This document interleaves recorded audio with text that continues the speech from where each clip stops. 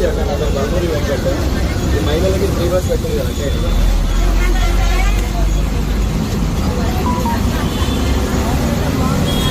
అంటే ఆటో వాళ్ళు స్ట్రైక్ చేస్తుంటారు.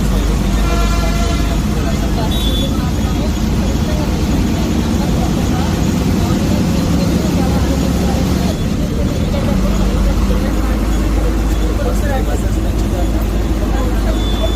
మినిమం 6 months పడుతుంది. అంటే ఒక్కొక్క బస్ రానికి 12 days ఒక బస్సు వస్తూ ఉంది.